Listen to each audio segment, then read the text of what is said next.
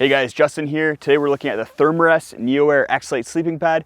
This pad is advertised as having the best warmth to weight ratio on the market and being the gold standard for lightweight backpacking comfort. So is this the gold standard for sleeping pads, and should you consider it for your backpacking and camping trips? To answer that question, we're going to look at the specs, the sustainability, functions, features, comfort, and quality of the sleeping pad. Thermarest released a new version of this pad in 2020, so we're also going to talk about what those updates were. First up, let's talk about the specs. I have here the regular wide pad, so that means it's 25 inches wide by 6 feet long. This pad comes in a whole bunch of different variations. You can get it in a regular width, wide width, long length, regular length. There's a whole bunch of different options with this pad, but the specs I'm going to talk about today are for the regular wide width. This pad has an R value of 4.2 under the new standard that's out there. If you don't know what R value is or that new standard, I'll post links to 2 videos I did on both those things down in the video description, so you can check that out. It weighs 430 grams or 15 ounces, which is super light for a sleeping pad. It's made with a 30 denier ripstop nylon material, which is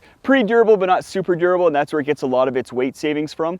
It's 2.5 inches thick, and that has a big impact on comfort, which we'll talk about in a little bit here. And what you get in the box when you buy the sleeping pad is a sleeping pad, a stuff sack, an inflation bag, as well as a repair kit. Next up, let's talk about sustainability and ethics. I think this is a super important conversation and something that Thermarest does some things really well with. This pad is made in the US with global materials. What that means is that a lot of the materials are coming from overseas in Asia and China, but then the final assembly is happening in the US. For a lot of people, that made in the US stamp is a very important factor. The other thing is that Thermarest doesn't advertise using any sort of recycled or blue sign materials in the sleeping pad. I would have really liked to see that. Blue sign isn't the be all end all, but it does ensure that the product is being made with ethical chemicals, health and safety of workers is being adhered to, and a lot of other factors that are really good. So I'd like to see some sort of audit system put in place by Thermarest, whether it's through the blue sign system or through something internal. Next up, let's talk about features and function. And I really think there's 2 main functions for a sleeping pad. First is to keep you warm and insulated from the ground. The second is to keep you comfortable and off the ground while you're sleeping. And Thermarest uses 2 main technologies to keep you warm. The first up is thermocapture technology. What that is a reflective film that's suspended throughout the sleeping pad and prevents radiant heat loss. It reflects heat up to you and reflects cold away from you. And the second thing is triangular core matrix. It's a mouthful, but basically that is 2 triangular baffles that are suspended throughout the sleeping pad, and it really helps keep warm air and cold air separate so that warm air is near you and the cold air is far away from you. And that's it for insulation. This pad doesn't use any down or synthetic fill like a lot of other sleeping pads, and I think that's a really good thing because those other materials do tend to degrade over time, whereas this reflective material, I've had sleeping pads made with it for a very long time and it doesn't degrade quite as fast. Next up, let's talk about inflation. And because this is an inflatable sleeping pad, you have to use an inflation valve up here. And that is one of the new features that Thermarest introduced in 2020, a new valve. If any of you are familiar with the old valves, then you know how much of a headache that was, and Thermarest tried to improve on that with this new one here, which they call the wing lock system. With the old valve, as you're blowing into it, you'd have to make sure that you're twisting it really quickly right at the end so you didn't lose any air. With the new valve, the benefit is that it's a one-way inflation or deflation valve. So there's wings on the side here, which is where the wing comes from, and you turn those and then open it in order to deflate, and then close them, and then open it in order to inflate. So really easy system, and Thermarest advertises that this new valve inflates 3 times faster and deflates 2 times faster than the old valve. Personally, I haven't found it to be that much of a difference. It definitely inflates and deflates quicker, but 2 to 3 times seems like a stretch. While this valve is an improvement over the old valve, I do find that it's still a little bit difficult to fine-tune the air pressure in your pad. As well, it doesn't have a valve that's quite as good as sleeping pads from other companies like Nemo or Sea to Summit. Well, you could blow into the valve and use your lungs to inflate the sleeping pad. Thermarest does include a pump sack that you can use to inflate the bag. In order to do that, you attach this nozzle piece right here onto the valve, and then you blow into the bag and inflate it.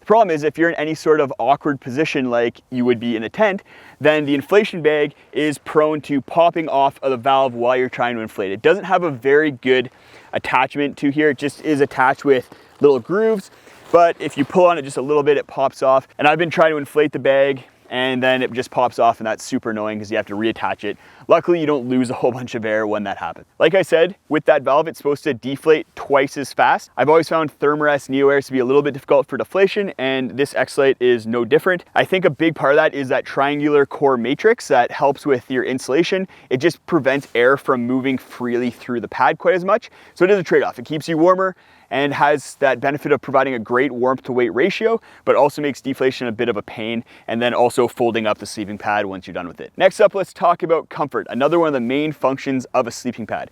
And the Neoair Xlite is pretty comfortable.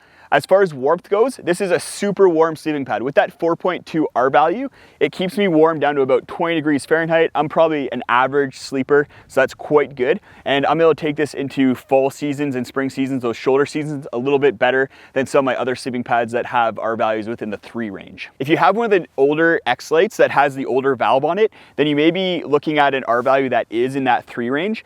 The reason why this one has a 4.2 and the other one has a 3, even though there is no change to the actual insulative and structural abilities of this pad, is because of that new ASTM standard that I talked about earlier. Well, there's a bunch of different widths that you can get with this sleeping pad. I recommend getting the wide version, 25 inches wide. I just find that super comfortable to sleep on. It allows you just to toss and turn a little bit more and not feel like you're about to fall off the sleeping pad. The thickness of the pad is pretty good at 2.5 inches thick. Not the thickest pad out there, but I don't personally find myself bottoming out with my shoulder or hip, which can be a problem with thinner sleeping pads. While the comfort's pretty good, I have 2 big gripes with this pad, and they both have to do with the baffling system. First up, the pad does not have great edge support. As soon as you start tossing and turning and moving to the side of the pad, you start feeling like you're about to fall off. A little bit more than with other pads like the Sea to Summit Etherlite XT, which has a baffling system that provides a lot of great edge support. The second thing is, what I find with vertical baffles is that my arms fall asleep when I'm sleeping on my side. I'll be sleeping on one side, my arm will fall asleep, it'll wake me up, then I'll have to switch over to the other side, and that's consistent with any pad that has vertical baffles out there. Maybe that's just me, but if you are also one of those people where your arms fall asleep when you're sleeping on your side on vertical baffles, then let me know in the comments. I'd be very curious to hear if there's more of you out there. The bag is also quite loud, probably going to annoy people in your campsite. It's pretty much like a chip bag. And that's because of the film that's on the inside. As far as quality goes, the really main thing that you need to know is that Thermarest has a lifetime warranty. So they'll warranty your product if there's anything that goes wrong with it or if it's defective in any way at any point over its life. There's always gonna be products that slip through the quality control system and get sent out, and you're gonna have an issue with that, but at least Thermarest is really good about standing behind their product. So who is this pad for? I think it's for the person who wants the comfort of an inflatable sleeping pad, but also wants the best warmth to weight ratio out there.